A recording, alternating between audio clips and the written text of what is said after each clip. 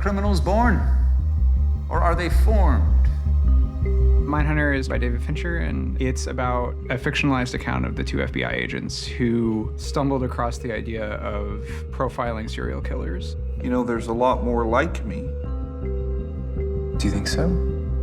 The series starts with them discovering that these men that have been incarcerated might actually have a little bit more information that they can glean and start using them as case studies so that they can find other killers. We're talking to serial killers. Serial killers. New terminology. What people won't do to each other, there's nothing people won't do. How can we help?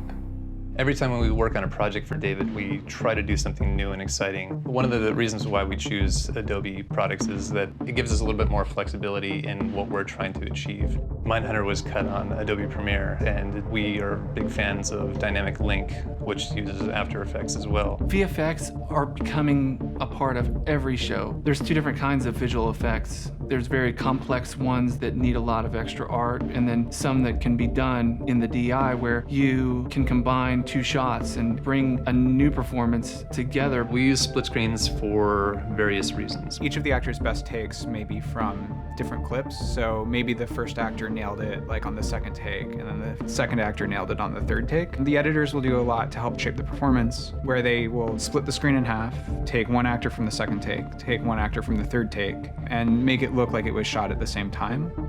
Your job as an editor is to make dialogue drama. I'm doing all of that in Premiere Pro, and I'm doing it easier than I do it with other systems. We shoot the entire show at 6K, and we frame for a 5K extraction, so that if we're looking at a scene and we decide that we want to move a shot a little bit left or a little bit right or up or down, because we have this extra padding, we can do it without destroying the original framing or the original intent of the DP and be faithful to that. We're not just editing shots together anymore. We're editing pixel by pixel. There are so many little retouches we do and ways that we work on the footage, including stabilization, that we start trying to do as soon as we can in the process. The ease with which I can operate between Premiere and After Effects is really great for that. It saves me a ton of time every day. After Effects is a pretty fluid and quick-moving program. It allows me to work on many different similar shots at the same time and go back and forth between them, which is important. We do a lot of visual effects in-house, and one of the best parts about this particular team is we have a compositor that's going to do our final shots right down the hall. It is helpful for all of us to be using Adobe products because we're kind of speaking the same language. One of the editors can come and look at what I'm doing, and there's a familiarity as opposed to if I was using another compositing software. It's a unique and quick-moving workflow. It is not our job to commiserate with these people. It is our job to electrocute them. How do we get ahead of crazy if we don't know how crazy thinks? We're in this new golden age of episodic television. Editorial becomes more interesting when you've got more control and you've got the best tools. Working with David Fincher is really great because particularly here, there's a really high level of work that was expected.